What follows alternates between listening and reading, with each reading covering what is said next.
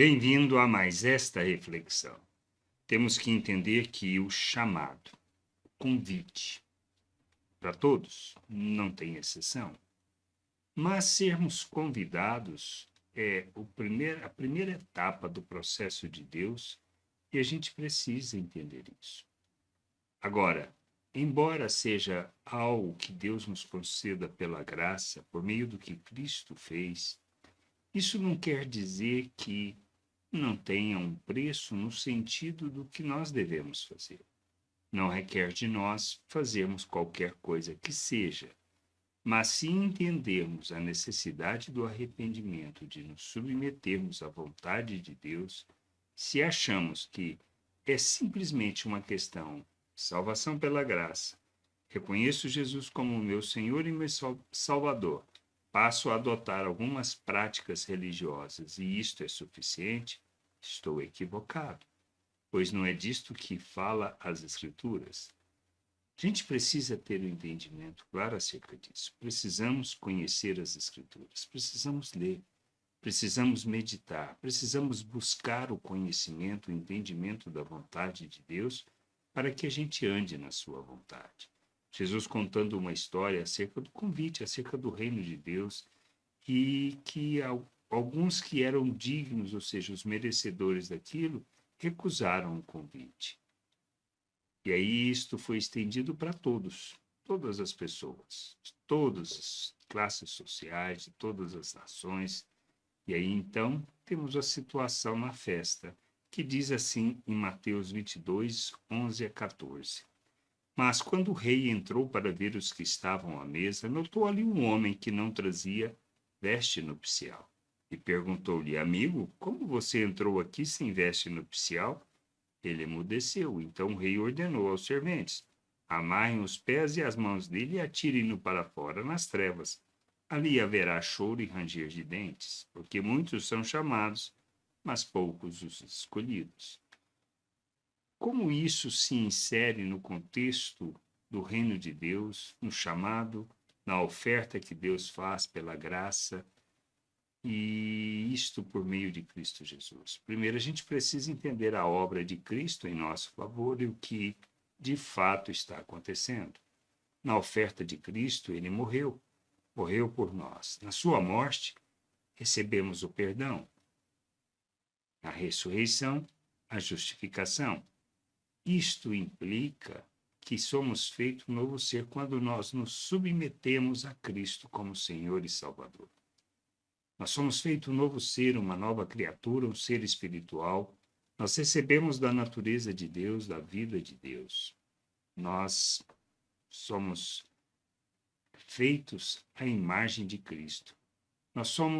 Recebemos da mente de Cristo e fomos capacitados para rejeitar as paixões humanas, porque recebemos tudo o que precisamos para viver uma vida que agrada a Deus. Bom, e aí?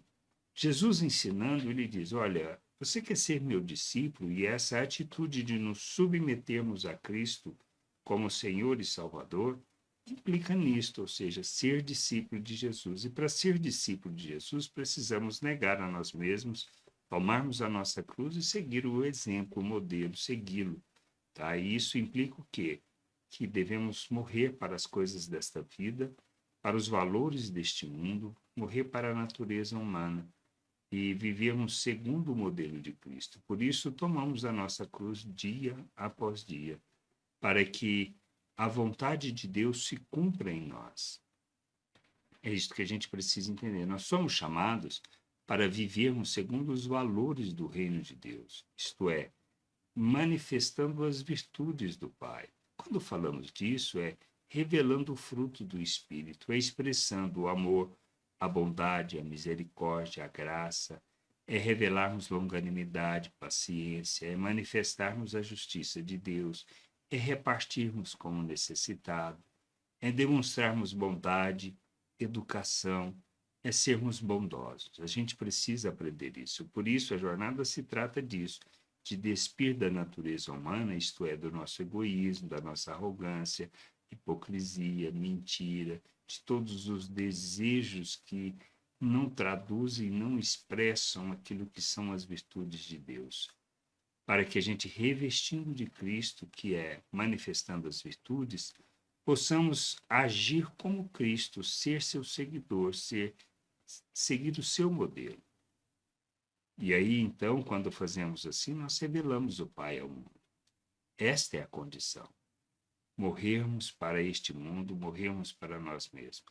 Não vivemos segundo o que queremos nem o que desejamos, pois não se trata da nossa vontade, do nosso querer, dos nossos desejos da carne, mas de expressarmos, revelarmos o nosso Deus. Não é para sermos arrogantes, hipócritas, mentirosos, mas para manifestarmos a realidade do reino. É isso que a gente precisa entender. Esta é a condição. Quando ele fala que aquela pessoa não estava adequada, ou seja, vestindo, na realidade está tratando disso. A gente pode ser hipócrita no sentido de aparentar o que não é. Podemos enganar as pessoas, mas nós não enganamos Deus. É isso que a gente precisa entender. Então, fundamental é entendermos justamente qual é essa oferta, crescer nisso. Pois Jesus disse que o jugo dele é suave, é leve, tá? O fardo é leve. A gente pegar deste fardo, pegar do jugo, se submeter a esse jugo, é que nos levará não só ao entendimento, ao conhecimento, mas à compreensão da vontade de Deus e agirmos desta maneira, da maneira de Cristo, sendo seus imitadores.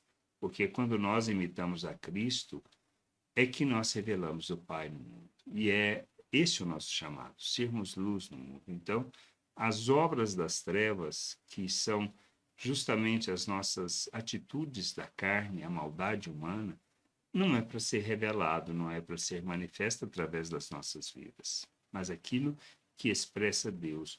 Jesus disse que nos dava um novo mandamento, que é para amarmos uns aos outros como ele amou.